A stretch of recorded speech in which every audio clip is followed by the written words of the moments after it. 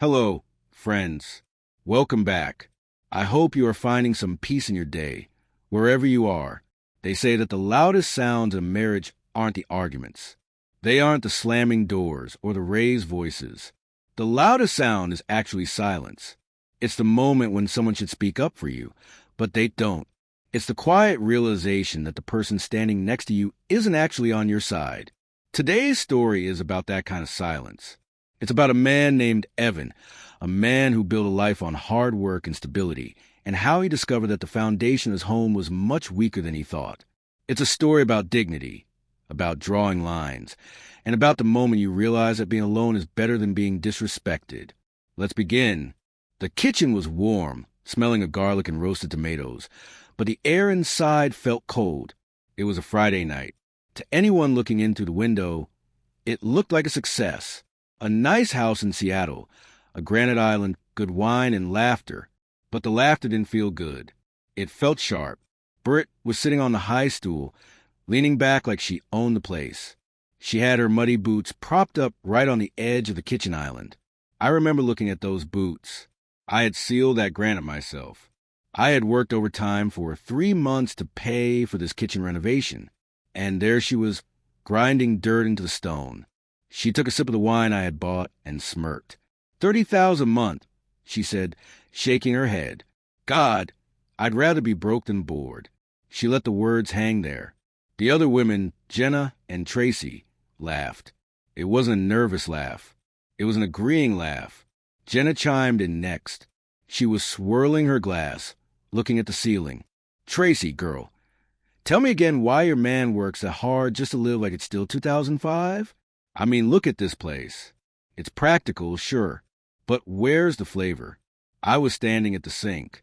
My back was to them. I was rinsing the crystal wine glasses because I didn't want them to stain overnight. I could feel the water running over my hands, warm and steady. I tightened my grip on the sponge.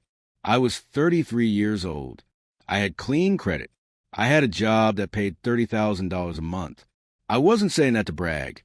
I was saying it because I grew up with nothing. I knew what it cost to get here. And here I was, washing dishes while people who brought nothing to the table sat there and dissected my life. Then Monica spoke up.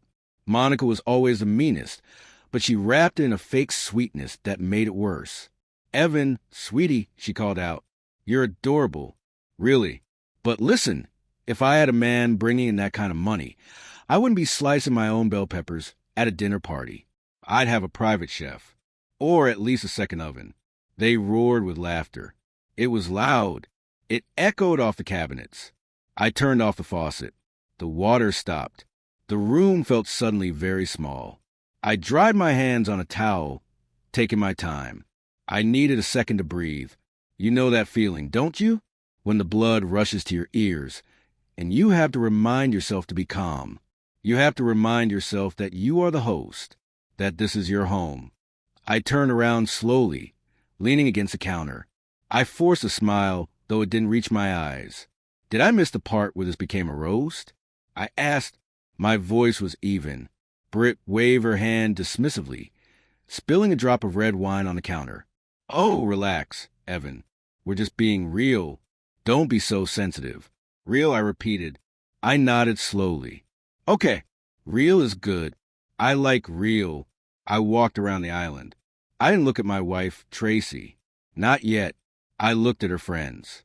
Well, since we're all being real, remind me again, how much do your boyfriends make? The laughter died instantly.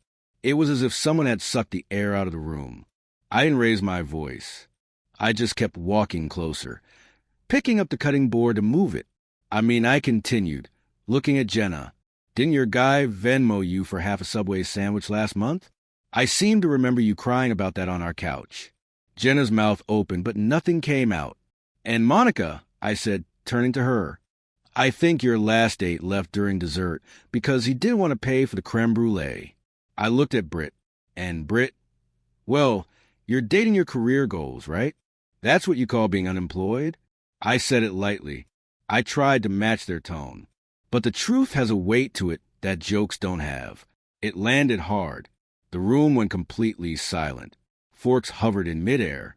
The background jazz music suddenly seemed too loud. Then Tracy spoke. Evan. Her voice cut through the room like glass. I looked at her. My wife. The woman I shared this life with. She was sitting at the head of the table, her hands gripping the stem of her wine glass. Her knuckles were white. I waited. I waited for her to say, "He's right.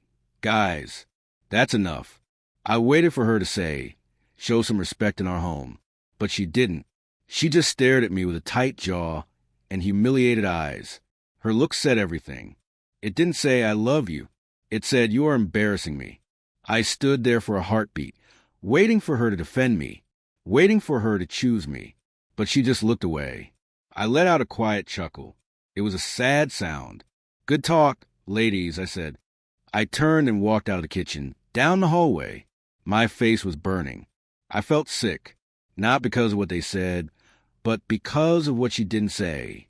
I went into the bedroom and sat on the edge of the bed in the dark. I could still hear the murmur of their voices in the kitchen, lowered now, secretive. I had bought this house 3 years ago. I had scraped together the down payment from bonuses and sleepless nights. It wasn't a mansion, but it was ours. It was safe. It was paid for. In that kitchen, I should have felt like a king. Instead, I felt like a servant in my own castle. A few hours later, I heard the front door click shut, the heavy sound of the lock turning. Then silence. The heels clicking on the driveway faded away. I stayed in the bedroom for a moment, listening to the house settle. Then I heard Tracy's footsteps. They were slow, deliberate. She was coming to find me. I walked back out to the kitchen. I needed water. I needed to wash the taste of the evening out of my mouth. Tracy was standing by the sink. She was staring out the window into the darkness. She didn't turn around when I walked in. "Wow," she said finally. Her voice was cold. Casual, like discussing the weather. "You just couldn't help yourself, could you?" I stopped. I looked at her back. "Oh," I said, "we're starting with me? Not your friends coming into my home and turning dinner into an open mic night at my expense?" She turned around then. Her arms were crossed over her black dress. Her eyes were hard. "You embarrass them," she said. "In my house," I said. My voice rose just a little. "In our house, where I pay the mortgage, where I cook the food, where I poured the wine, and where I got laughed at for working hard to provide it. They were joking, Evan." She snapped. "You blew it way out of proportion. You always do." I laughed. It was a sharp, short breath. "Right," I said, "because nothing says joking like mocking a man's livelihood while drinking the wine he bought." She stepped closer. "You just couldn't let it go. You always have to win, don't you? You always have to throw the last punch." "I want to talk about punches?" I asked. I stepped into her space. I sat through their little jabs all night, Tracy. All night. I sat there thinking, maybe she'll step in. Maybe my wife will say something. I paused. I lowered my voice. "But you didn't. You laughed. You laughed with them." She looked at me like I was speaking a foreign language, like my feelings were an inconvenience to her social life. "Because they're right. Evan," she said. The sentence hung in the air between us. "Toxic. Raw." I blinked. "Better?" I asked. "What does that mean?" She didn't flinch. She looked me right in the eye. "They want better for me. They want better for me." That sentence didn't just hurt. It rearranged the room. It changed the air pressure. I stared at my wife, and for a moment I didn't recognize her. I didn't see the woman I promised to protect. I saw a stranger who was looking at me with pity. "Better?" I asked. The word tasted like ash in my mouth. "What does that mean, Tracy?" She didn't back down. She poured herself another glass of wine, her movements jerky and aggressive. "You think 30 grand a month makes you some kind of hero, Evan? You think because you pay the bills you get a pass to act superior? To look down on people like Britt and Jenna just because they're struggling?" I felt my hands shaking. I clenched them into fists at my sides to stop it. "I think it means I worked my tail off," I said. My voice was low, shaking with the effort to stay calm. "I work so we can live comfortably. So you don't have to worry about the electric bill. So you don't have to panic when the car breaks down. But sure, let's pretend I'm the problem. You're not listening. Her eyes flashed. She slammed the wine bottle down on the counter. This isn't about money, Evan. It's about you. You're dull. You're rigid. You're predictable. Predictable. That was the word she used. Like it was a curse. Like knowing your husband would be home at 6 p.m. was a flaw. Like knowing the mortgage would be paid on the first of the month was a character defect. I don't get it, I said. I honestly don't get it. I don't understand what it's like to work hard come home and be laughed at by people who have never built a single thing in their lives. They are there for me, she hissed. They are more present for me than you have been in months. My chest tightened. It felt like a band of iron was crushing my ribs. So that's it? I asked. You measure love by how many times they take your side during wine night? You measure loyalty by who gossips with you? At least they see me, she snapped. I stared at her. The kitchen lights seemed too bright, exposing every crack in the plaster, every line on her face. You mean they tell you what you want to hear? I said. They tell you that you deserve a yacht? That you deserve a life from a magazine? She slapped the counter with her palm. It was a loud, ugly sound. I deserve to feel alive. Evan, and I deserve a wife who has my back. I shouted. The silence that followed was heavy. It wasn't the silence of peace. It was the silence of a car crash right after the impact. I lowered my voice. I deserve a wife who doesn't laugh when I'm being torn apart by people I invited into my home. Tracy looked away. She blinked fast, staring at the floor tiles. For a second, I thought I saw regret. But I was wrong. It was just defiance. You just don't get what I need, she muttered. No, I said, stepping back. I physically took a step away from her. Maybe I don't, but I know what I don't need. I don't need 3 strangers deciding my worth while my wife hands them the ammunition. She stood there, breathing through her nose, her eyes glossy. This is why they say you're too much, she said quietly. You spiral over the smallest things. No, Tracy, I said. I shook my head. I noticed the smallest things. Like who laughs, who stays quiet, who defends, and who doesn't. She grabbed her glass and walked past me. I'm going to bed. Of course, I murmured. Wouldn't want to be stuck in a room with someone who bores you. She paused at the doorway, her back to me. She didn't turn around. She just kept walking. I stood there long after the bedroom door closed. The hum of the refrigerator filled the space between all the things we didn't say. I didn't feel angry anymore. I just felt hollow. I wandered into the living room, turned off the dim lights, and sank into couch. I had built this life thinking it was solid concrete. Turns out it was paper over cracks. And the cracks were starting to speak. 2 days passed. It was a strange, plastic sort of peace in the house. We move around each other like ghosts. Polite avoidance. I worked in my office. She stayed in the living room. We didn't eat together. We didn't talk. I was sitting in my small home office on Monday afternoon. I was half listening to an engineering meeting on Zoom, staring at a spreadsheet. My phone buzzed on the desk. A notification from the bank. I almost ignored it. Probably just the auto pay for the insurance. But something made me look. A charge for $7,142. To a payment platform I didn't recognize. My heart skipped a beat. Then it started hammering. I sat up straight. I muted my microphone on the call and logged into the bank portal. There it was. Processed Saturday afternoon. My card. My account. The joint savings we use for emergencies. $7,000. Gone. I stared at the screen. I refreshed the page, hoping it was a glitch. It wasn't. I stood up. I took off my headset and walked out into the hallway. The floorboards creaked under my feet. Tracy was folding laundry on the couch. She was humming softly to a playlist I didn't recognize. She looked peaceful. She looked up when I walked in. Hey, I said evenly. Quick question. Sure, she replied. She didn't look worried. Did you use the emergency card this weekend?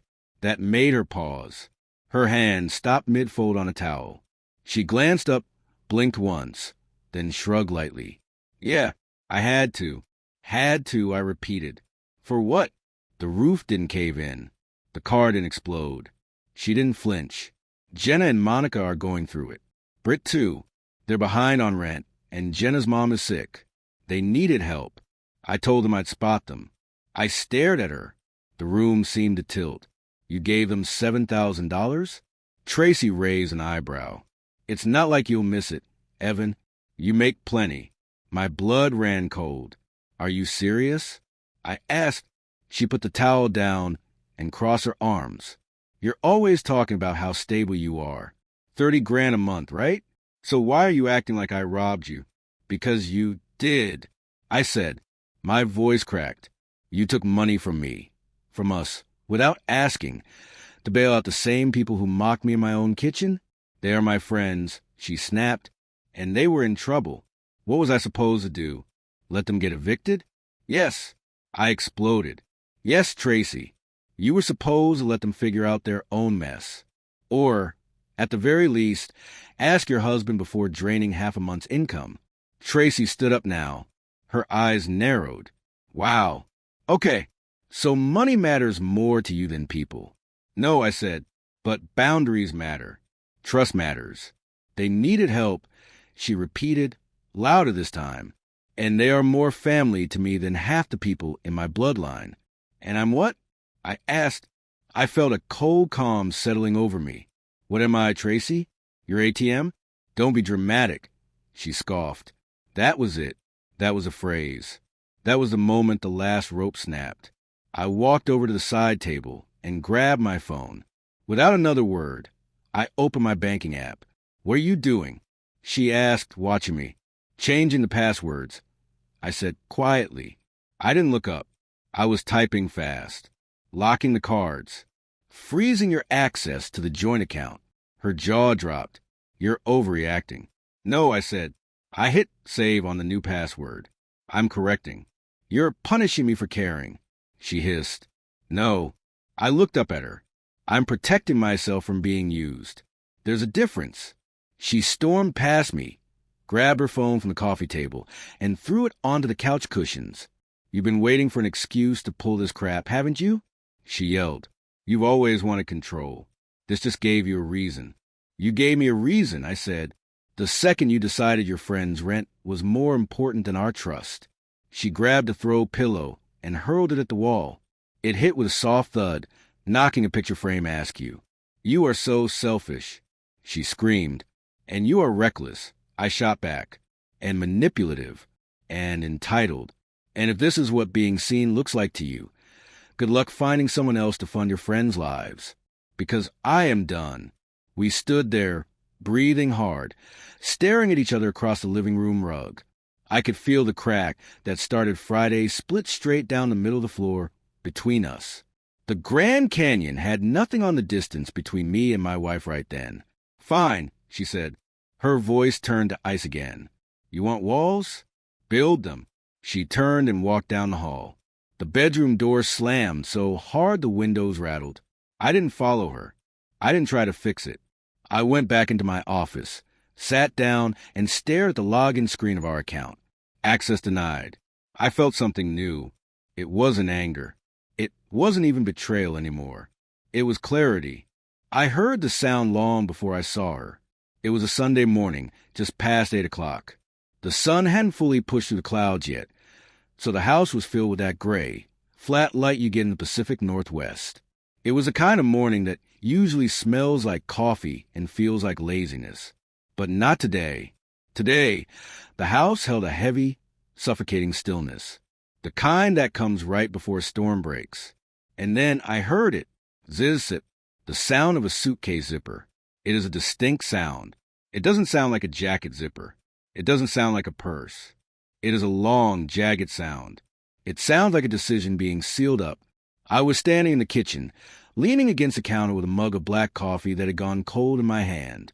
I didn't move. I just listened. Thump. That was the suitcase hitting the floor. Click. That was the handle being extended. Roll. The sound of wheels on the hardwood floor upstairs.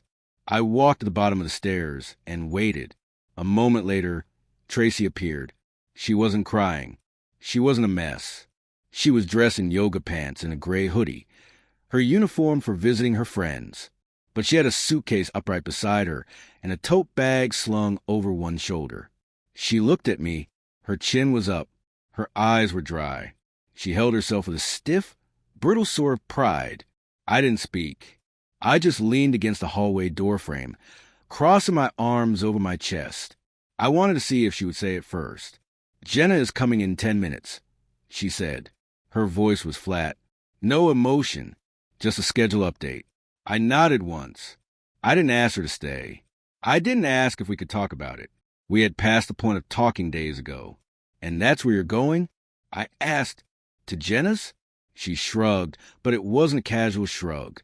It was defensive. "It's cold in here. Evan," she said.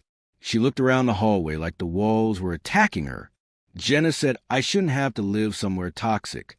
I felt a bitter laugh rise in my throat, but I swallowed it down. "Toxic," I repeated. "Right."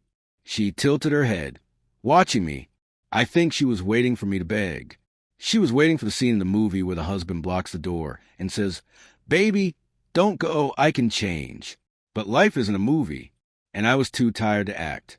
"Your friend's on a safety net, Tracy," I said slowly. She rolled her eyes, gripping the handle of her suitcase tighter. I continued, keeping my voice low. "They aren't a support system. They are termites." That made her stop. Her eyes widened. "Excuse me?" "Termites," I said again. "They are chewing through the floorboards of this marriage. They have been eating away at the foundation for years, and you have been feeding them the wood." Her face flushed red. "They have been more supportive than you have been for months." She snapped. "They listen to me." "They manipulate you," I replied. "They are interested in using you to validate their own misery.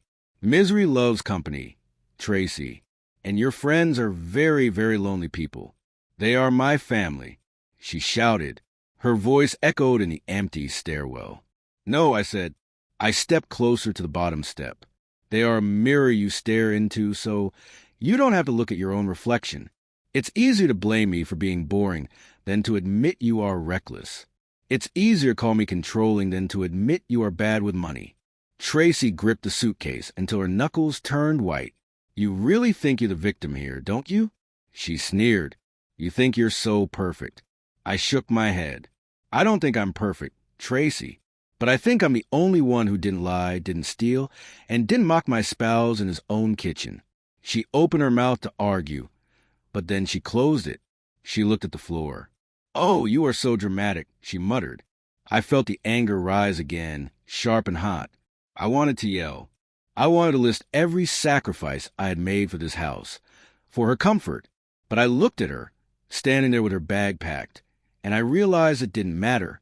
If I had explained why I deserved respect, I was already losing. If I'm that unbearable, I asked softly, "Why did you stay this long?" She looked up. Her lips parted like she had a rehearsed answer ready. Something biting. Something clever. But it faltered. "Because I kept hoping," she said quietly. "Hoping for what?" "That you would change." That landed harder than it should have. Not because I believed it, but because there was a time, years ago, when I would have believed it.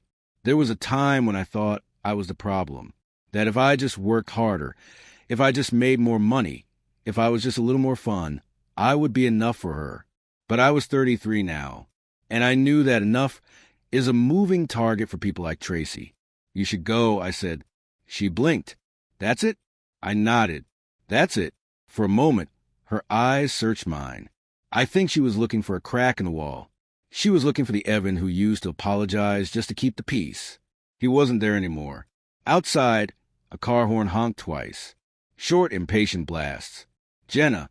Tracy let out a breath she had been holding. She gripped the handle of her suitcase and wheeled it toward the door. The wheels rumbled over the threshold. She paused with her hand on the doorknob. She didn't look back at me. "You'll regret this, Evan," she said. Her voice was final. I tilted my head, looking at the back of her hoodie. "No, Tracy, I regret letting it get this far." She didn't respond. The door opened.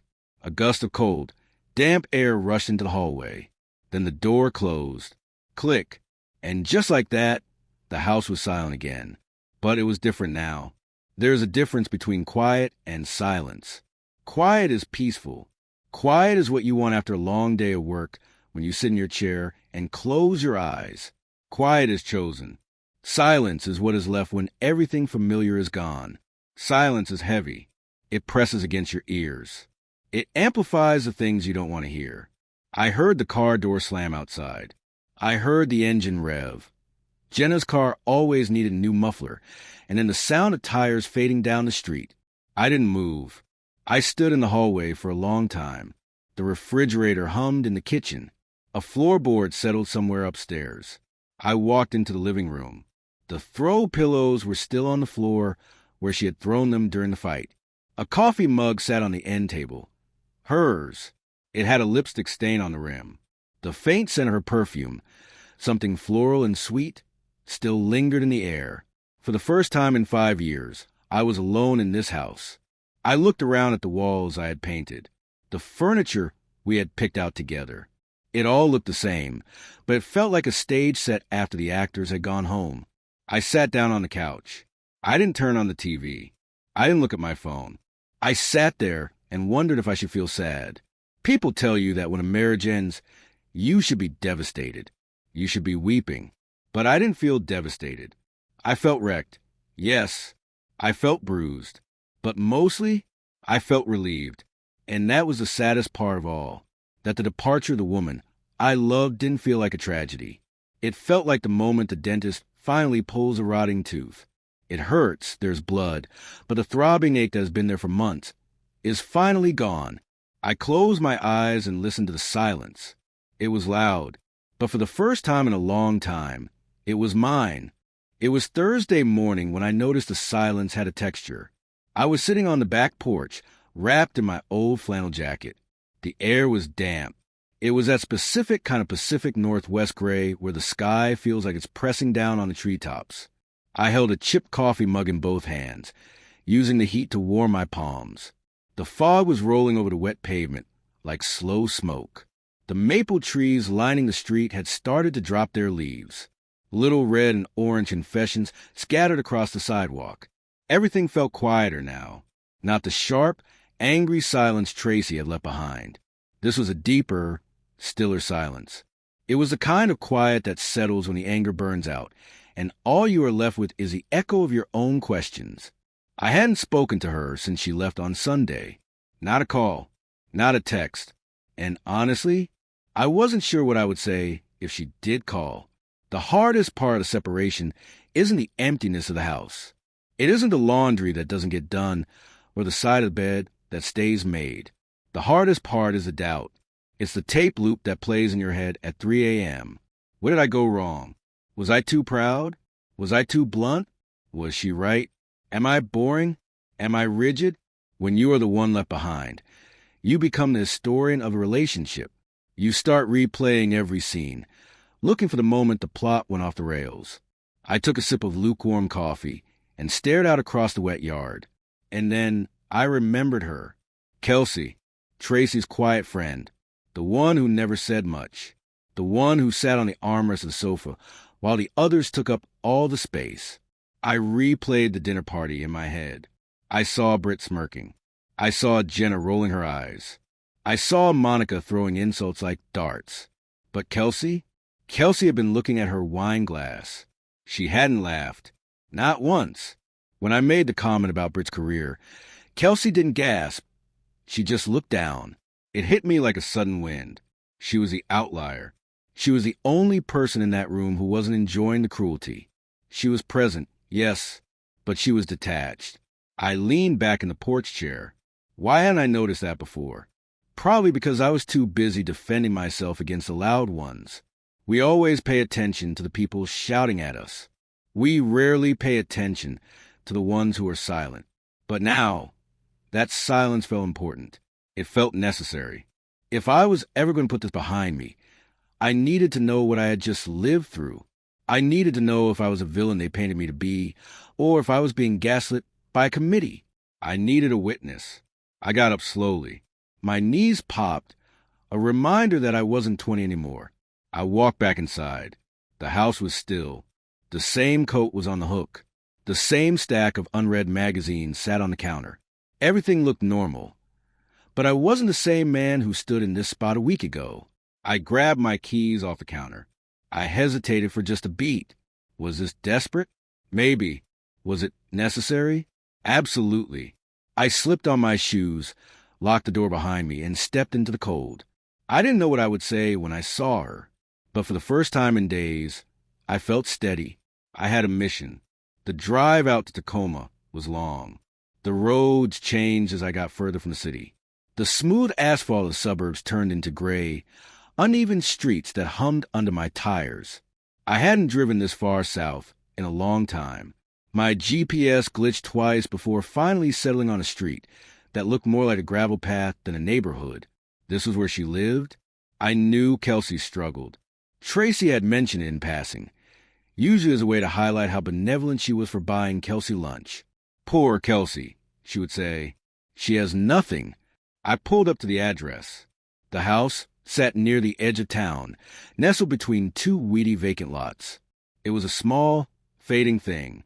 The white siding was peeling, revealing gray wood underneath. The porch swing sagged on one side. A rusted-out pickup truck that looked like it hadn't moved since the 90s sat in the driveway.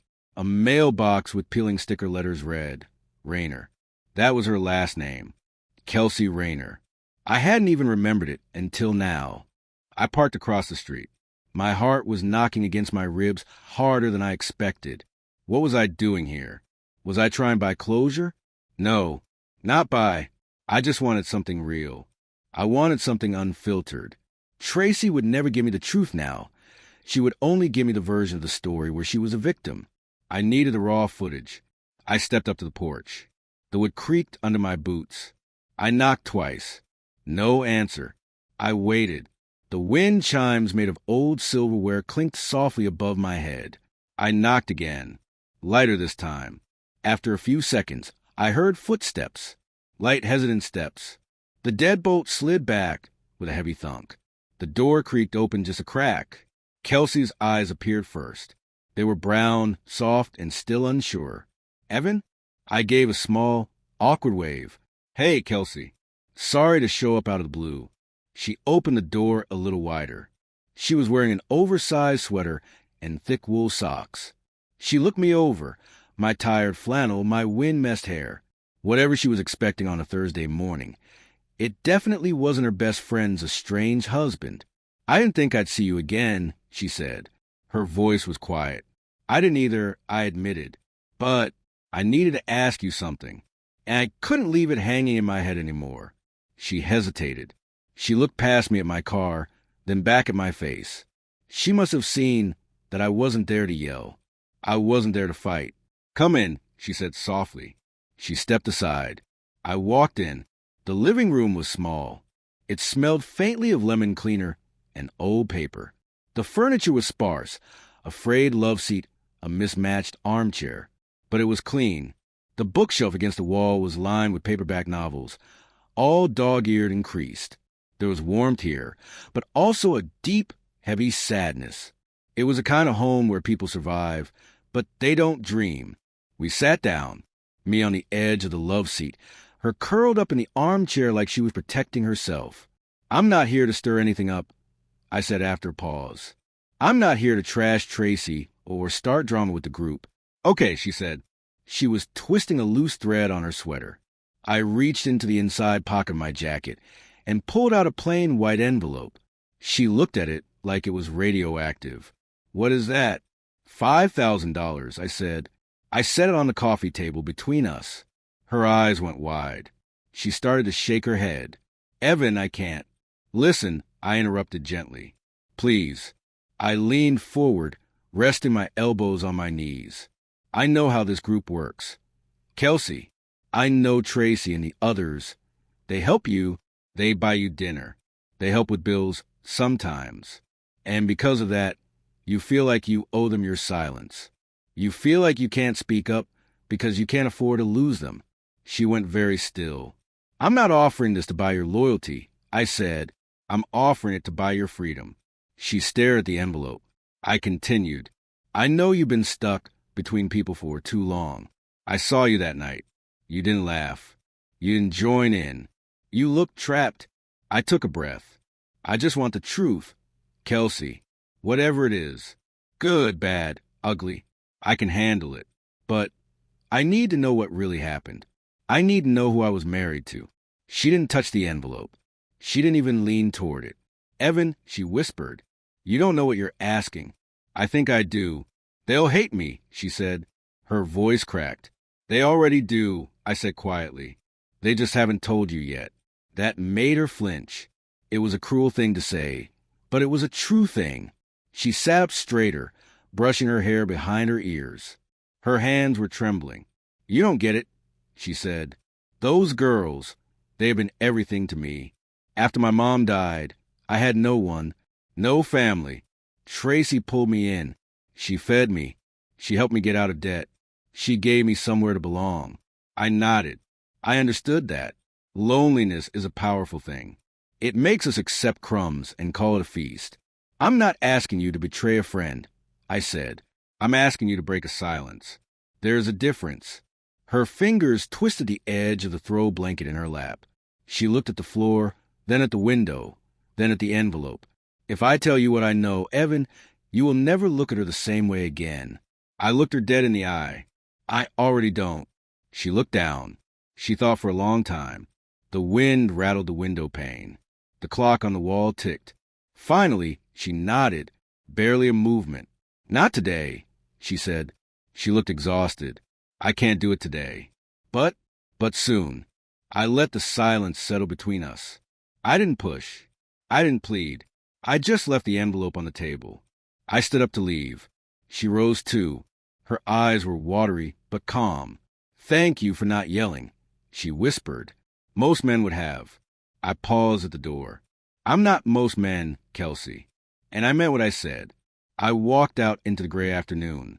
The clouds broke just enough for a strip of pale light to hit the porch steps. I didn't have the answers yet, but something was shifting. I could feel it. The silence was starting to crack. It was almost midnight when a knock came. I hadn't gone to bed yet. I was lying on the couch in the dark, staring at the ceiling. The television was on, muted, casting a flickering blue light across the room. I wasn't watching it. I was just letting the motion fill the empty space, so I didn't have to think too hard. Outside, the rain had started again. It wasn't a storm. It was just a steady, relentless weeping against the glass. Then I heard it. Thump, thump. At first, I thought I imagined it. Maybe a branch hitting the siding. Maybe the house settling. But then it came again, softer this time. Hurried, almost uncertain. I sat up. My heart did a strange, slow tumble in my chest. Who comes to a man's door at midnight on a Thursday? I walked to the foyer and turned on the porch light. I peered through the peephole. It was her, Kelsey. She was standing there, shivering. She wasn't wearing a raincoat. Her hair was plastered to her forehead, dark with water. She had her arms wrapped tight around her middle, like she was trying to hold herself together physically. I unlocked the door and pulled it open. The cold wind rushed in, smelling of wet asphalt and pine needles. Kelsey, I said. She looked up at me.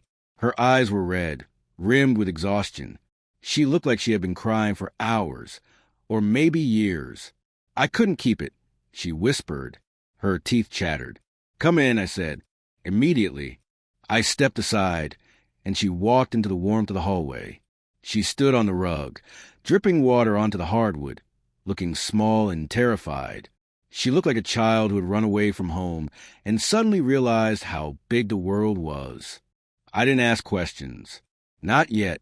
I went to the linen closet and grabbed a thick towel and a heavy wool throw blanket. I handed her the towel first. Dry off, I said softly. I'll make tea. She nodded, burying her face in towel. By the time I came back from the kitchen with 2 mugs of hot chamomile tea, she was sitting on the edge of the sofa. She had wrapped the blanket around her shoulders like a cocoon. She was staring at the blank TV screen. I set the tea down on the coaster in front of her. Thank you, she murmured. I sat in the armchair across from her. I leaned forward, resting my elbows on my knees. I didn't pressure her. I just waited. Silence is a tool. If you let it sit there long enough, the truth usually rises to the surface to fill it. She took a sip of the tea, her hand shaking so much the ceramic rattled against her teeth. Then she set the mug down and looked at me. "She cheated on you, Evan." The words were soft, but they hit me like a physical blow to the chest. I didn't move. I didn't blink. I just breathed in, held it, and breathed out. I suspected it. I think, deep down, we always know when the person we love has left the building. But hearing it spoken aloud, it turns a ghost into a monster. "Tell me," I said. She swallowed hard. "That night," she said, "the dinner party. After the guys left, they wanted to go out to that club downtown, the one with the velvet ropes." I nodded. I knew the place. Tracy loved it. It made her feel young. They met some guys there, Kelsey continued. Friends of Monica. Older guys. Wealthy. Flashy watches. She paused, picking at the fringe of the blanket. Jenna dared her. She dared Tracy to dance with the one in the gray suit. She told her to stop being such a wife for one night, to live a little. I felt a cold fire in my stomach. Stop being a wife. As if loyalty was a burden. As if my love was a cage. And I asked, and she did, Kelsey whispered. She danced. Then they bought rounds. And then she vanished. Vanished for an hour. Maybe more. I looked for her. I went to the bathroom to check. She wasn't there. Kelsey looked up, tears spilling over her lashes now. When she came back, Evan, her dress was wrinkled, her lipstick was smeared, and she just laughed. She walked back to our table, sat down, and laughed like it was all a game. I closed my eyes. I could see it. I could see Tracy's face, flushed with the thrill of it. I could hear Britt and Jenna cheering her on. The betrayal wasn't just the act. It was the audience. It was the fact that my marriage was being desecrated for sport. It was entertainment for them. "Why didn't you tell me?" I asked. My voice was hoarse. Kelsey sobbed, a sharp, jagged sound. "I was scared, Evan. I'm a coward." She wiped her face frantically. "They are all I have." I kept thinking, if I just stay quiet, it isn't real. If I don't say it, maybe it didn't happen. I thought if I told you, I'd lose everything. "You wouldn't have lost me," I said. "I know that now," she said. "But back then, they told me you were the villain. They told me you were controlling. They said Tracy needed an escape." She looked at me, pleading. I watched it happen, Evan, and I said nothing. I'm just as bad as they are. I looked at this woman, broken and weeping in my living room. I should have been angry at her. She was an accomplice. She had watched my life burn and warmed her hands by the fire. But I looked at her, and I didn't see malice. I saw survival. I saw someone who had been beaten down by life until she was afraid of her own shadow. I stood up slowly. I walked over to the sofa and sat down next to her. Not too close. Just near enough to be a presence. "You are telling me now," I said. She nodded, sniffing. "That counts, Kelsey. It counts." She turned toward me, and for a second, I thought she was going to pull away. But she didn't. She leaned forward hesitantly and rested her forehead against my shoulder. It wasn't romantic. It wasn't sexual. It was the desperate collapse of a soldier who had been carrying a heavy pack for too long. I hesitated. Then I wrapped my arm around her shoulders. "I'm sorry." She wept into my shirt. "I'm so sorry. Hello again. It is good to have you here. There's a specific kind of calm that comes when you stop hoping for a different past. For a long time, I lived in the land of what if. What if I had been more exciting? What if I had earned more? What if I had just laughed at their jokes? But what if is a torture chamber? It keeps you running on a wheel that never goes anywhere. When Kelsey told me the truth about that night, about the dancing, the guys, the mockery, the wheel finally stopped. I stepped off. I didn't feel rage. I didn't feel the urge to scream or throw things. I just felt done. It was a feeling you get when you finish a long, difficult book that you didn't really enjoy, and you finally close the back cover. You don't have to read it again. You can just put it on the shelf and walk away. Let's continue. That afternoon, the house was quiet. Kelsey was in the guest room reading. I went into my office and shut the door.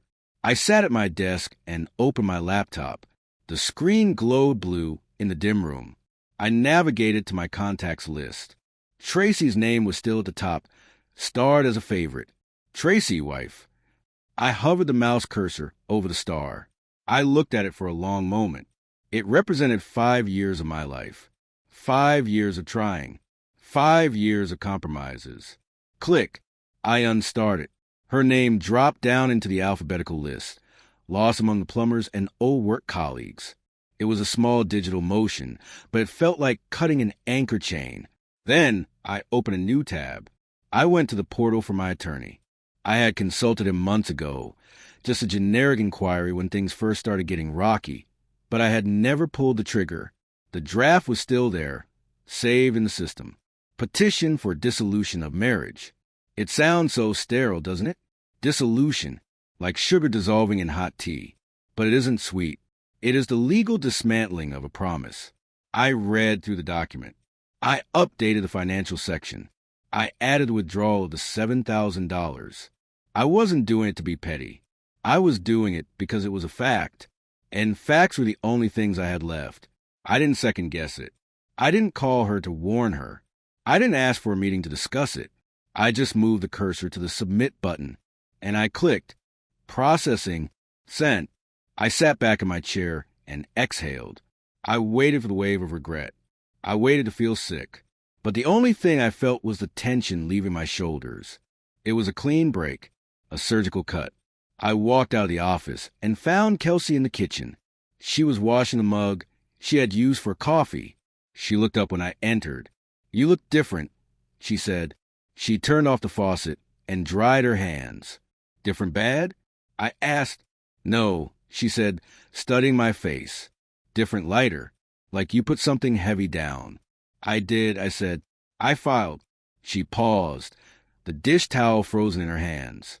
"Divorce?" "Divorce," I confirmed. "It's done. The papers will be served next week." She didn't say, "I'm sorry." She didn't say, "Oh, that's sad." She knew better. She knew that sometimes the end of something is a mercy. "Good," she said simply. She nodded once. "It's time." 3 days passed. They were quiet days. Strange days. Living with Kelsey was easy in a way living with Tracy never was. Tracy was a whirlwind. She took up all the oxygen in a room. Kelsey was like a soft breeze. She was there, but she didn't demand to be the center of attention. We fell into a routine. I worked during the day. She tidied up the house, not because I asked her to, but because she said it made her feel useful. In the evenings, we cooked simple meals. We watched movies. We talked about books. We didn't talk about Tracy. We didn't talk about the friends. We created a little bubble of peace, and we stayed inside it. But the outside world has a way of knocking. Thursday night, 6 p.m. My phone buzzed on the coffee table. The screen lit up. "Tracy." I stared at it. It was a text message. "Dinner. You, me, and the girls. Thursday night, 7:30. The bistro. Don't be late. Let's be adults about this." I read it twice. Let's be adults. The audacity of it was breathtaking. After stealing my money, after mocking me, after cheating on me, she was commanding me to dinner to be an adult. She didn't ask. She summoned. And the girls. She was bringing her entourage. She was bringing the jury. Kelsey saw the notification light up. She looked at me from the other end of the couch. "Is it her?" she asked. I nodded. I handed her the phone. She read it and frowned. Her brow furrowed. "She's testing you, Evan." I took the phone back. "How so?" "She wants to see if you'll jump," Kelsey said. "She wants to see if the old Evan is still there. The Evan who comes running when she snaps her fingers. The Evan who pays for dinner and apologizes for things he didn't do." I looked at the text again. "Don't be late." "She thinks she has a leverage," I said. "She thinks I'm sitting here pining for her. She thinks this is a negotiation. She's used to winning," Kelsey said quietly. "She's used to you folding." I stood up. I walked to the window and looked out at the street. The street lights were flickering on. "I'm not folding this time," I said. "So you're not going?" Kelsey asked. I turned around. I looked at her. Oh, I'm going. Kelsey looked worried. Evan, why? If you go there, they'll just gang up on you again. They'll gaslight you. They'll make you feel small. You don't need that. I walked over to the desk where I had printed out a copy of the filing. A thin, crisp folder. I'm not going for closure. Kelsey. And I'm not going to argue. I picked up the folder. I'm going to end it properly. Tracy wanted a meeting? Fine. She wanted the girls there? Even better. They were witnesses to the disrespect. They might as well be witnesses to the consequence. I looked at Kelsey. You don't have to come, I said. You can stay here. It might get ugly. Kelsey stood up. She smoothed out her dress. It was a simple black dress she had worn to work, but on her, it looked elegant. I'm not staying here, she said. Are you sure? They'll see you with me. They'll know. Let them know, she said. Her voice shook a little, but her chin was high. I'm tired of hiding in their shadow. Evan, if you're going to the lion's den, I'm not letting you go alone. I smiled. It was a grim smile, but it was real. Get your coat, I said. We drove to the bistro in silence. It wasn't the silence of fear. It was the silence of soldiers before a battle. The bistro was one of those places that tries too hard. All glass and candlelight. The kind of place with overpriced appetizers and waiters who judge your shoes before they take your order. Tracy loved it because it felt exclusive. I parked the car. I checked my watch. 7:28 p.m. I'm right on time. I muttered. I reached into the back seat and grabbed the folder. I tucked it into my jacket pocket. I looked at Kelsey. She was gripping her purse strap tightly. Ready? I asked. She took a deep breath. Ready. We walked to the entrance. The hostess looked us over and smiled professionally. Mallory party? I asked. Right this way. She led us through the dining room. I saw them before they saw me. They were at a large round table near the fireplace. The best table in the house. Of course. Tracy was sitting in the center, facing the door. She was wearing a red dress. Her hair was perfect. She looked poised. She looked like a queen holding court. Jenna was to her left, wearing something sequined and loud. Monica was on her right, looking at her phone. Britt was there too, sipping a bright orange cocktail, looking bored. They were laughing. I walked up to the table. Kelsey stayed a step behind me, in my shadow. Tracy looked up. Her smile was tight, rehearsed. You showed, she said. Her tone implied that she knew I would, that I couldn't resist. I said I would, I replied. My voice was calm. I pulled out a chair directly across from her, but I didn't sit down immediately. I just stood there, looking at them. One last dinner, I said. Jenna looked at me and smirked. Oh, look. Evan found his big boy pants. Monica snickered. Tracy waved a hand at them to be quiet. She gestured to the empty chair. Sit down, Evan. Let's not make a scene. I sat. Kelsey stepped forward then. She moved from behind me and stood by my side. The table went dead silent. Jenna's jaw dropped. Monica looked up from her phone. Britt froze with her drink halfway to her mouth. Tracy's eyes widened. She looked at Kelsey, then at me, then back at Kelsey. Kelsey? Tracy said. Her voice was a mix of confusion and anger. What are you doing with him? Kelsey didn't flinch. She placed a hand on the back of my chair. I'm having dinner, Tracy. Tracy's face flushed a deep, ugly red. You traitor. I leaned forward. I placed my hands on the table. Focus, Tracy, I said. You called this meeting. You said you want to be adults. So let's be adults. Tracy glared at Kelsey one last time, then turned her eyes to me. She took a breath, composing herself. She reached under the table and pulled out a document of her own. She slid it across the tablecloth toward me. It was stapled, thick. The title was in bold, aggressive font. Mutual Expectations and Marital Standards, Revised. I stared at it. Is this a contract? I asked. It's a list of conditions, she said. Her confidence was returning. If we're going to rebuild this marriage, Evan, we need structure. We need boundaries. I need to know that you are committed to changing. Her friends leaned in. They looked like backup singers waiting for their cue. What kind of conditions? I asked. I was genuinely curious about the depth of her delusion. Tracy began to list them, counting on her manicured fingers. Number 1, no spending over $500 without my approval.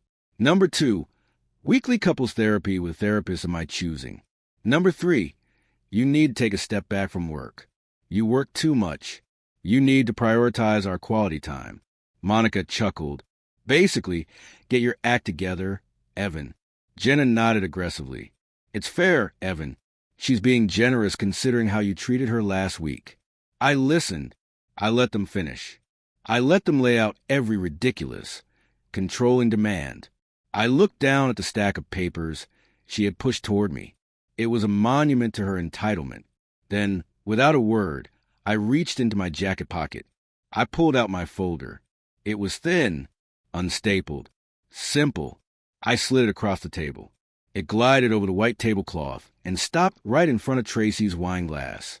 Tracy's smile faltered. She looked at the folder, then at me. What is this? She asked. I spoke clearly, so everyone at the table and the tables nearby could hear. I already signed mine, I said. Yours goes right there on the bottom line. Tracy opened the folder. She read the first line. Her face went pale. All the color drained out of her cheeks. Petition for dissolution of marriage. The table froze. The background music seemed to stop. Britt blinked. Wait, what? Tracy's mouth opened, but nothing came out. She looked up at me, her eyes wide with shock. This isn't a contract negotiation, Tracy, I said. I kept my voice low, steady, and cold. This is the end of a partnership. One you cashed out along before you admitted it. She finally found her voice. It was a squeak. You're serious? I nodded. Dead serious. Jenna snorted. She tried to laugh, but it sounded nervous. You brought divorce papers to dinner? That is so tack. It seemed appropriate. I cut her off. Since you brought witnesses. I stood up. I buttoned my jacket. Tracy stared at me. Her hands were shaking. Evan, you don't have to do this. We can talk. I didn't mean. You already did, I said. I looked at the group of them one last time. The mean girls. The judges. The jury. They looked small now. They looked like terrified children who had been caught breaking a vase. I turned to Kelsey. Ready to go? She smiled at me. A proud smile. Ready. We turned and walked out. Behind me, I heard nothing.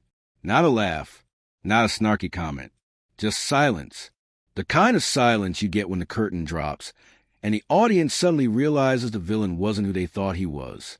We walked out into the cool night air. I took a deep breath. It tasted like rain and freedom. I had walked into that restaurant a husband. I walked out a free man. And the best part? I didn't look back. The courtroom smelled like old wood polish and nervous sweat. It was a Tuesday morning. The kind of Tuesday that feels like any other day until you realize it is a day your life officially splits into before and after. I sat on a hard wooden bench in the hallway, waiting for our names to be called. Courthouses are strange places. They are built to look majestic, with their high ceilings and marble floors, but they are filled with the most ordinary, painful human wreckage. You see people there on the worst days of their lives, try and keep their hand from shaking. I was calm, or at least I was steady. My lawyer, a man named Mr. Henderson who had seen it all and said very little, sat next to me reading a file. She's here, he murmured, not looking up. I looked down the hall. Tracy walked in. She was alone this time. No girls. No cheering section. No audience to perform for. She was dressed perfectly. Of course she was. She wore a modest navy blouse, gray slacks, and low heels. Her hair was smooth, pulled back. She wore no jewelry except for a small pair of pearl earrings. She was dressing for redemption. She walked with her head down, clutching her purse with both hands. When she saw me, she paused. Her eyes searched mine. I think she was looking for anger. Or maybe she was looking for the man who used to soften every time she looked sad. She didn't find him. She found a stranger in a charcoal suit who looked through her, not at her. We didn't speak. We walked into the courtroom, separately. The judge was a woman in her 60s with reading glasses perched on the end of her nose and a voice that sounded like gravel. She didn't waste time. She had a stack of files on her desk, a stack of broken promises to sort through before lunch. Mallory versus Mallory, she announced. We stood. The proceedings were dry. Clinical. They stripped the emotion out of everything and reduced 5 years of marriage to dates, assets, and debts. Tracy's lawyer tried to paint a picture. He talked about emotional distress. He talked about lifestyle maintenance. He used words like abandonment because I had changed the locks. I just listened. I let them talk. Then it was Mr. Henderson's turn. He didn't use flowery language. He didn't talk about feelings. He just laid out the numbers. He presented the bank statements. He presented the time-stamped log of the unauthorized transfer. $7,142. Taken on a Saturday afternoon. Spent on rent for people who were not part of this marriage. He presented the text messages where she admitted it. He presented the proof of the affair. Kelsey's affidavit. The courtroom went quiet. The judge adjusted her glasses. She looked at Tracy.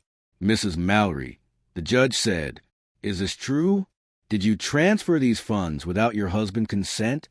Tracy stood up. She looked small in that big, empty room. I borrowed it, Your Honor. It was an emergency. My friends were in trouble. The judge stared at her. An emergency is a medical crisis, Mrs. Mallory. An emergency is a house fire. Paying the rent for able-bodied adults who are not your dependents is not an emergency. It is theft. Tracy flinched. Regarding the unauthorized use of joint finances, the judge continued, tapping her pen against the file. The court finds in favor of the petitioner. That was me. Tracy shifted in her chair. She looked at her lawyer, panic starting to rise in her eyes. You will repay the sum of $7,142, the judge said, within 90 days. But I don't have that kind of money. Tracy blurted out. Then I suggest you ask the friends you spent on to pay you back, the judge replied. She didn't even look up. The gavel didn't need to fall. The sentence had already landed. The judge continued. The house was purchased solely by Mr. Mallory prior to the marriage. The mortgage payments had been made solely by Mr. Mallory. The house and its contents remain with him. Tracy let out a sound. It was a gasp that turned into a sob. It was over. The judge closed the file. Next case. We walked out into the hallway. The echo of the heavy wooden doors closing behind us felt final. I turned to leave. I had work to do. I had a life to get back to. Evan. Her voice was cracked. Broken. I stopped. I didn't turn around immediately. I took a breath. Then I turned. Tracy was standing a few feet away. The poise was gone. The performance was over. She looked terrified. Please, she whispered. This can't be it. I looked at her. This is exactly it, Tracy. This is what you asked for. No. She shook her head, tears streaking her face. I didn't ask for this. I was confused. I was lost. I didn't mean to break us. You didn't mean to? I asked. I stepped closer. You didn't mean to mock me to your friends? You didn't mean to steal my money? You didn't mean to go to a club and dance with another man while I sat at home? She flinched at each question like I had slapped her. I was scared. She cried. I listened to the wrong people. Evan. They got in my head. They told me I deserved more. They told me you were holding me back. I looked at her. I really looked at her. And for the first time in years, I didn't feel responsible for her happiness. I didn't feel the need to fix her mess. You listened to the wrong people. I agreed. I adjusted my cuff. You were married to the right person, Tracy. You had someone who loved you, who provided for you, who would have done anything for you. Her lip trembled. I know that now. Please, Evan, can we talk? Can we start over? I'll cut them off. I swear, I'll never speak to Jenna or Britt again. I looked at her, and I felt nothing but a distant, quiet pity. It's too late for that, I said. She reached for my arm. Her fingers brushed my sleeve. Don't do this, she begged. Don't leave me with nothing. I pulled my arm away, gently but firmly. I'm not leaving you with nothing, Tracy. I'm leaving you with exactly what you brought to the table. The consequences of your own choices. I turned my back on her. Evan, she called out. I kept walking. I walked down the long marble hallway. My footsteps clicked rhythmically on the floor. I walked past the security checkpoint. I pushed through the heavy glass doors and stepped out onto the courthouse steps. The sun hit me. It was a cool, crisp afternoon. The air smelled clean. The traffic noise of the city hummed below, busy and alive. I stood there for a moment, blinking in the light. I thought I would feel heavy. I thought I would feel the weight of failure. But I didn't. I felt like I had just set down a backpack filled with rocks that I had been carrying for 5 miles. My shoulders felt light. My lungs expanded fully. I took my phone out of my pocket. One text message waiting. How did it go? It was from Kelsey. I typed back 2 words. It's done. I walked down the steps to my car. I didn't look back at the courthouse windows. I didn't look back to see if she was watching. Some stories don't have a happy ending for everyone. Some stories are tragedies for the people who refuse to grow up. But for the people who are willing to face the truth, for them, the end is just the beginning. I started the car. I put it in drive. And for the first time in a long time, I knew exactly where I was going. 1 week later. That is usually when the reality sets in. The adrenaline of the courtroom fades. The righteousness of the fight wears off. And you are left with the quiet hum of your own life. I pulled into a gravel lot beside a quiet lakeside cafe just outside of Olympia. The water shimmered in the early afternoon light. It was a steel-gray color, reflecting the clouds above. The trees lining the shore swayed gently in the breeze, like they had been waiting for someone to notice them again. I turned off the engine. The silence inside the car was different now. It wasn't lonely. It was peaceful. Kelsey was already there. She was standing by the wooden railing near the water, her arms folded across her chest. She was watching a pair of ducks glide along the surface like little boats. She looked different. Not just her clothes, though she was wearing a simple denim jacket over a sundress that caught the wind, but her posture. She wasn't hunching anymore. She wasn't making herself small. She stood tall, taking up her own space. I stepped out of the car and walked toward her. The gravel crunched under my boots. "Hey," I said. She turned. Her face broke into a smile. It was soft, genuine. "You found it," she said. I needed the drive, I admitted, and the company. We went inside the cafe. It was small, smelling of roasted beans and damp wood. We grabbed 2 coffees, black for me, plenty of cream for her, and found a table near the window. The lake stretched out just beyond the glass, peaceful and untouched. We sat there for a moment without speaking. It wasn't awkward. It was just easy. It was the kind of silence you can only share with someone who knows exactly what you've been through. Finally, she broke the silence. She traced the rim of her cup with her finger. I heard from Jenna. She said quietly. I paused with my mug halfway to my mouth. I set it down slowly. "Oh, she found out I talked to you," Kelsey said. "She found out I was the one who told you about the club, about the guys." I waited. I didn't feel the old spike of anger. I just felt a distant curiosity. And I asked. "She called me a traitor," Kelsey said. She laughed a little, shaking her head. She said I was jealous. She said I had always wanted what Tracy had, and that I was trying to steal her life. I raised an eyebrow. "And what did you say?" Kelsey looked out the window at the gray water. I told her I finally figured out what I didn't want, she said. And it looked a lot like being trapped in a circle of women who didn't know how to lift each other up without tearing someone else down. I nodded. That sounds about right. Kelsey looked down at her coffee. Her expression grew serious. "There's something else. Evan?" I leaned in. "What?" None of them offered to help Tracy. I frowned. "What do you mean?" "When the judge ordered her to pay you back," Kelsey explained. Tracy panicked. She called Jenna. She called Britt. She asked them for help. She asked them to chip in, since they were the ones who told her to spend the money, since they were the ones who drank the wine and ate the dinners. I exhaled slowly. "Let me guess." "They all said no," Kelsey said. Jenna told her she was broke. Britt told her it wasn't her problem. Monica, Monica actually laughed and told Tracy she should have been smarter. That hit harder than I expected. Not because I felt bad for Tracy, though a small part of me did pity her, but because it confirmed everything I had felt in my gut for years. They encouraged her to wreck her marriage, I said. They encouraged her to spend my money. But they wouldn't spend a dime of their own to save her. Exactly, Kelsey said. They were only friends with her wallet, Evan. They were friends with the lifestyle you provided. Once the credit card was locked, the friendship was locked too. I leaned back in my chair. I looked at the ceiling. It's tragic, I said. It is, she agreed. But it's also the truth. And Tracy is finally seeing it. She is finally seeing them without the filter. I looked at Kelsey across the table. The sun caught in her hair, turning it a warm honey color. She looked tired, but she looked clean, like she had washed off a layer of grime she had been wearing for years. I should have said something sooner. She said quietly. I shook my head. You said something when it mattered. I replied. You said something when I was ready to listen. She looked up at me.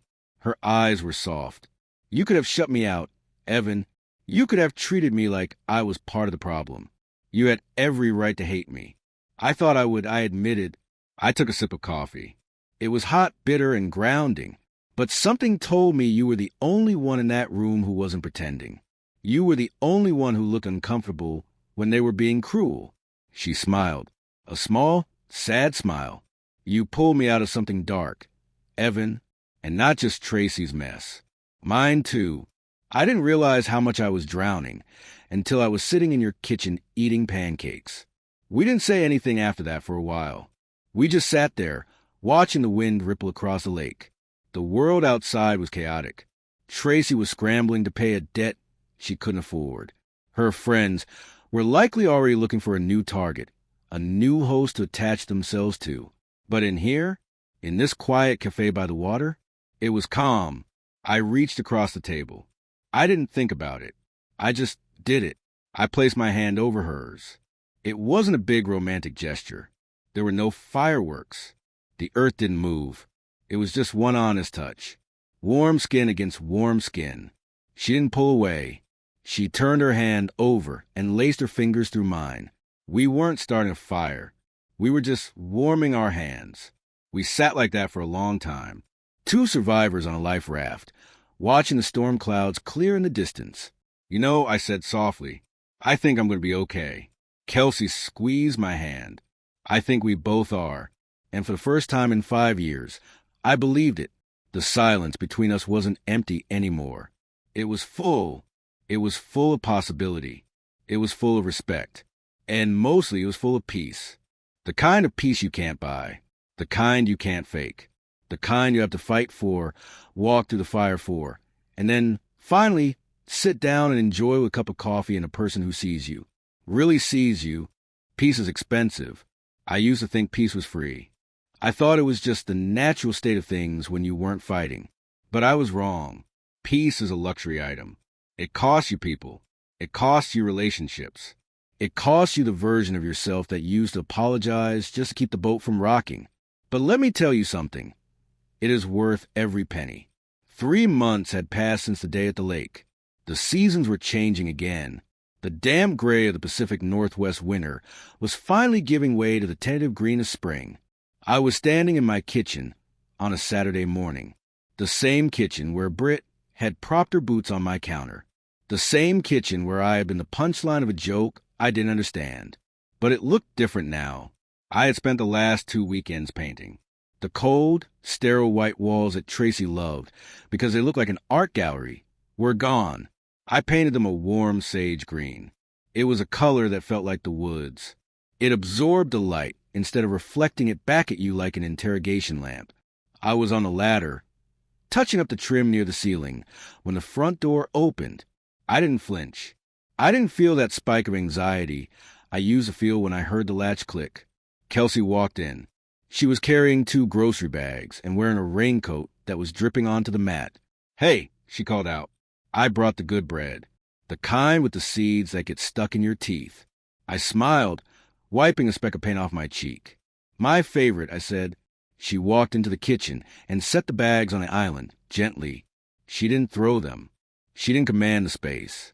She just inhabited it. She looked up at the walls. "It's done," she said.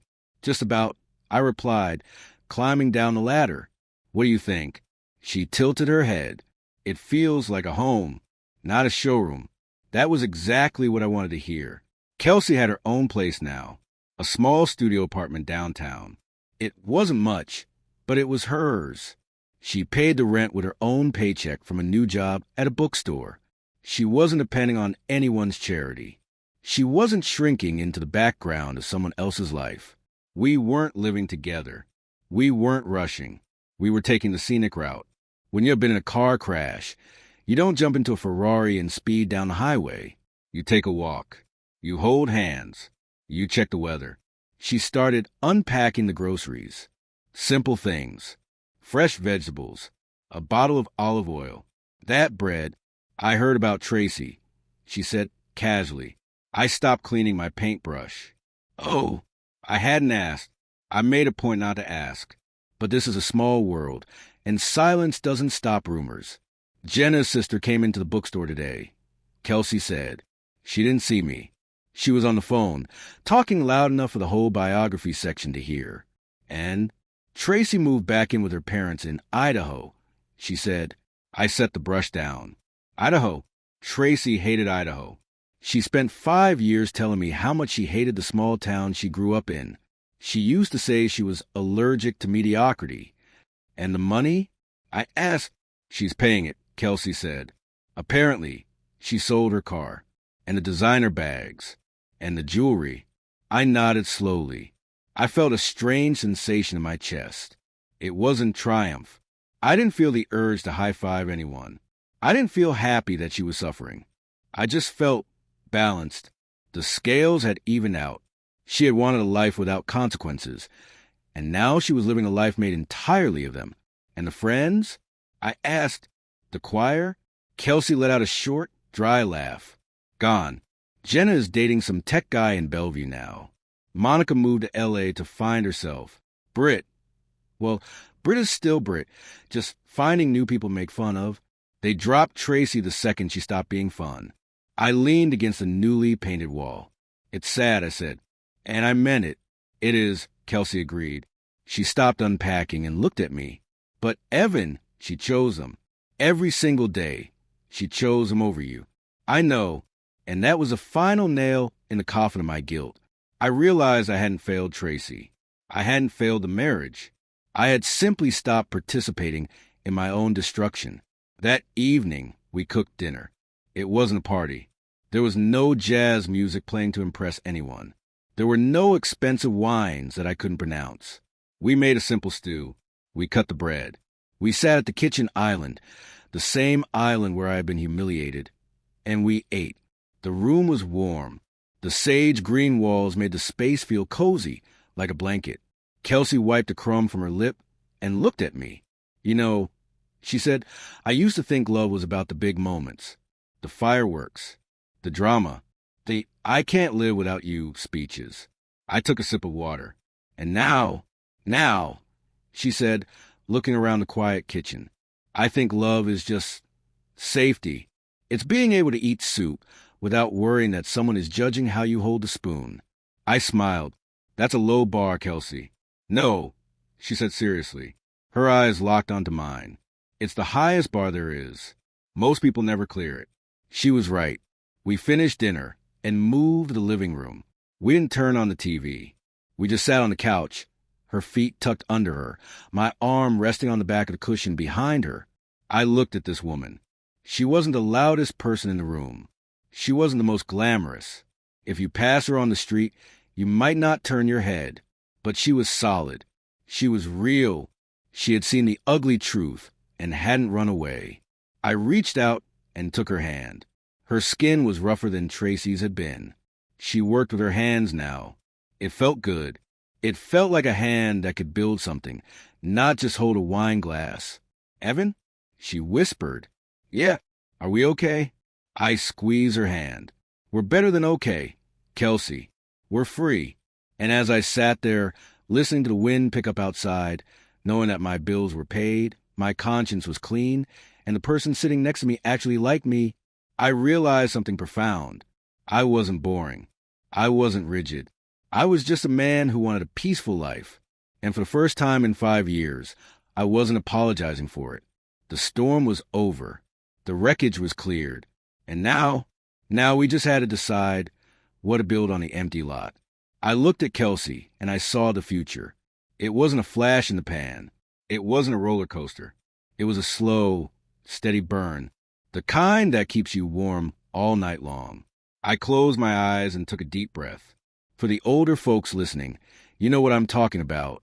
You know that feeling when the house is finally quiet, and you realize that the silence isn't empty. It's full. It's full of everything you fought to keep. We sat there for a long time, just breathing, in and out, no rush, no nowhere to be. Just two people, finally home. Hello, friends. We have reached the end of the road. If you have been with me since the beginning, thank you. We have walked through the humiliation in the kitchen.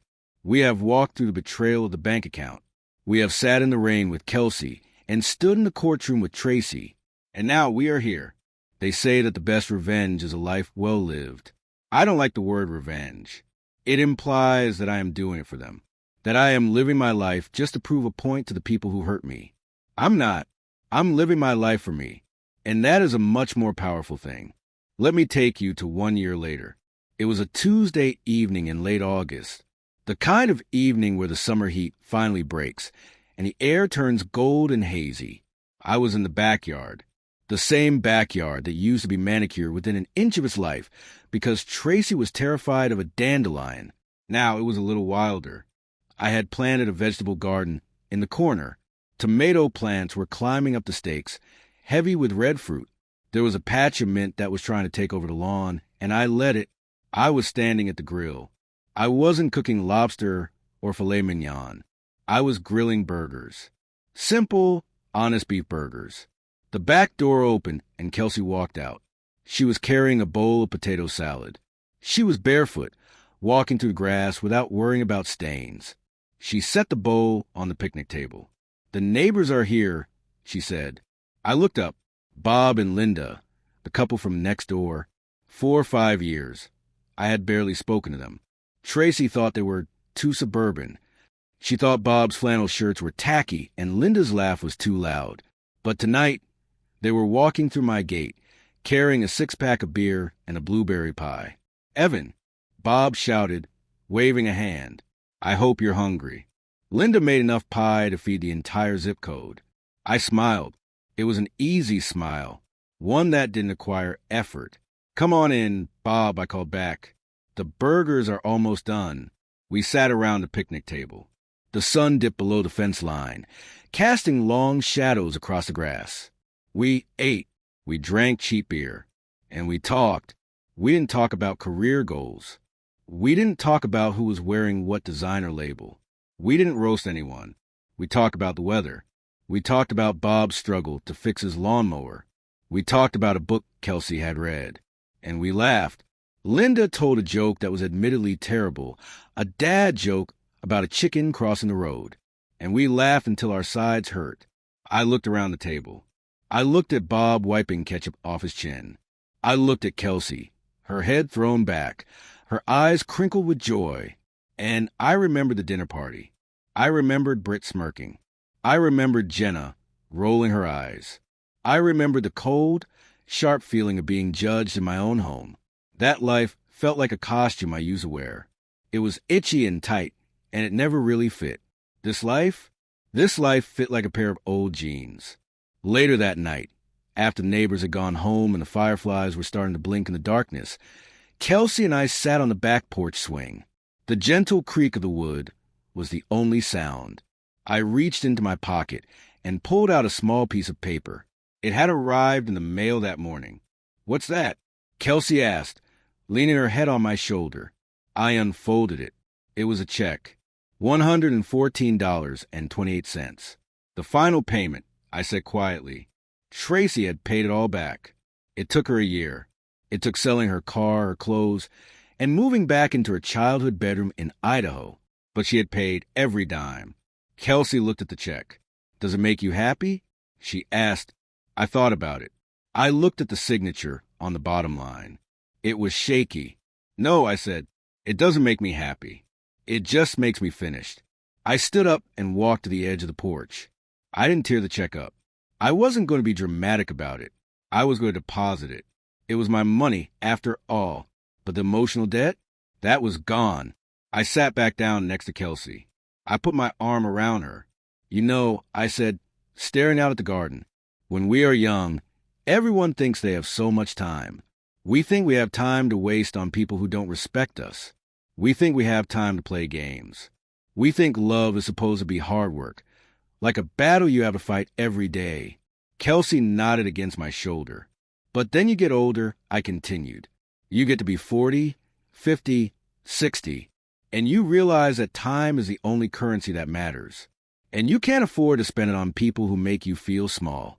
There are decisions that we only understand why we were wrong when we get to this point. I stayed with Tracy for years because I thought I was being a good man. I thought I was being loyal, but I wasn't being loyal to myself. Kelsey took my hand. She squeezed it tight. You're loyal now, she whispered. I looked at her. Kelsey, the quiet one, the one who watched from the sidelines, the one who brought me pancakes when my world fell apart. She wasn't flashy. She would never be the life of the party at a nightclub, but she was the life of this home. We sat there swinging gently as the night took over. The air cooled down. The smell of the tomato vines drifted over to us. I realized that the most dangerous thing Tracy and her friends ever said to me was that I was boring. They were wrong. Peace isn't boring. Stability isn't boring. Respect isn't boring. Those things are the foundation. And you can't build a house on a foundation that is cracking from the weight of someone else's ego. I am 34 years old now. I have a few gray hairs coming in at the temples. I drive sedan. I go to bed at 10 p.m., and I have never been happier. So, here's the truth I want to leave you with, the quiet truth. Don't let anyone convince you that your stability is a weakness. Don't let anyone tell you that your hard work is a joke. And never, ever let anyone sit at your table and eat your food if they aren't willing to wash the dishes with you afterwards. If you are in a situation right now where you feel small, where you feel unheard, where the silence in your house is heavy with things unsaid, listen to that. That isn't just sadness. That is your future knocking on the door, telling you it's time to change the locks. It might be scary. It might be lonely for a little while. You might have to eat some dinners alone. But eventually, you will find your people. You'll find the ones who like the cheap burgers and the bad jokes. You'll find the ones who bring you peace. And when you do, you hold on to them with both hands. I looked at Kelsey one last time. Ready to go in? I asked. She smiled. I'm already in. Evan, I'm already home. And she was right. Thank you for listening to my story. It wasn't a fairy tale. There were no dragons, and the princess didn't get saved. She had to save herself by learning the hard way. But it was real. And sometimes, real is better than magic. If this story touched something in you, if it reminded you of a quiet truth you've been ignoring, or if you just enjoyed the journey, please leave a comment below. I read them all. Tell me about a time you chose peace over drama. I'd love to hear it. And if you want to hear more stories like this, simple stories about real life and the lessons we learn a little too late, please consider subscribing to the channel. It helps us grow, and it helps us find more people who need to hear that they aren't alone. Take care of yourselves. Protect your peace. Goodbye, and see you in the next video.